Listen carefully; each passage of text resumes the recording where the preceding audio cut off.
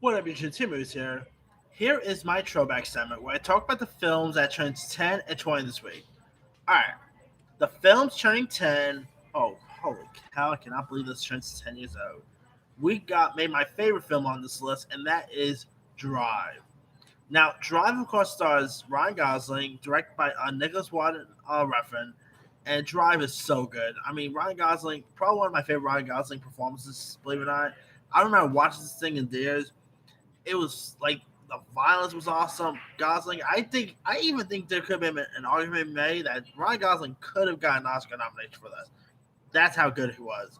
You also had the likes of Albert Brooks, who I think he scored a nomination, if I'm not mistaken, for Best Supporting Actor. I gotta double check that, but Albert Brooks was probably one of his best performances, in my opinion. You also had you had Carey Mulligan, you had Oscar Isaac, Ron Perlman was great in this. I mean, Drive is so dramatic. It's so entertaining. How on earth did we not get a sequel to this is beyond me. But yeah, if you guys have never really seen Drive, that I'll probably do like review for it during my here in a bit. But it's such a really good film. All right, also turning 10, we got Straw Dogs, which is a remake of a 1970s Dustin Hoffman film, and stars James Marsden, Alexander Skarsgård, and Kate Bosworth. And here you got this married couple, David played by Marsden and Amy played by Bosworth, who moved to their hometown of Blackwater, Missouri, after her father's death, and they plan to renovate Amy's old home and prepare for sale. But David also, but there's like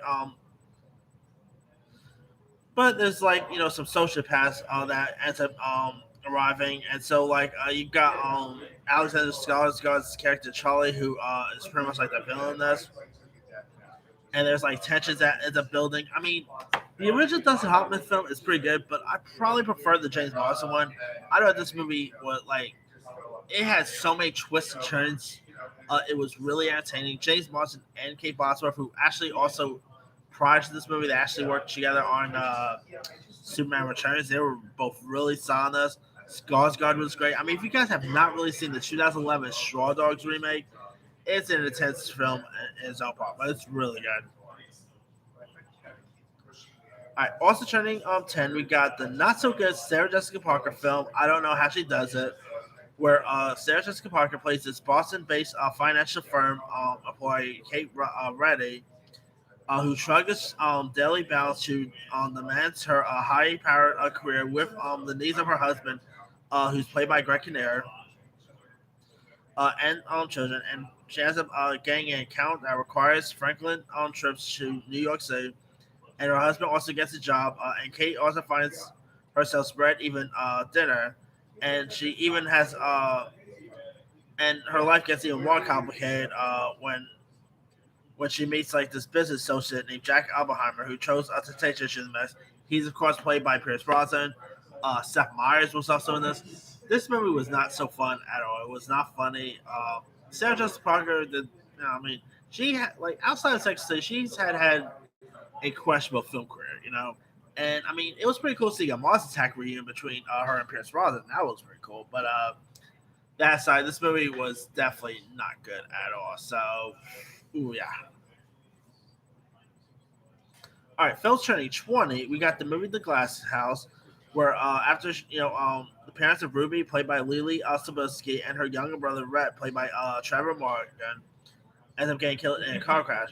Their parents' best friend Aaron and Terry Glass, played by Diane Lane and Stellan Skarsgård, becomes their guardians, and the children also hear promises of the world of Octopus of California fun.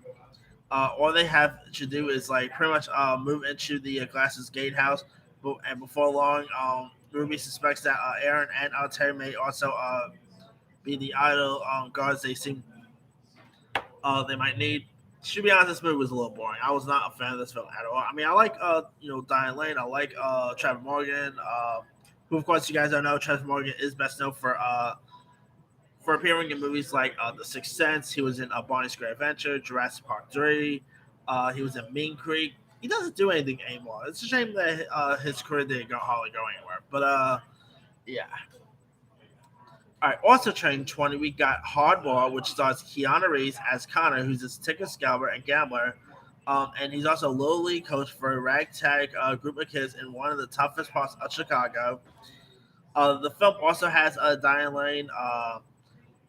It even featured a very young Michael B. Jordan before he became, big as he is now.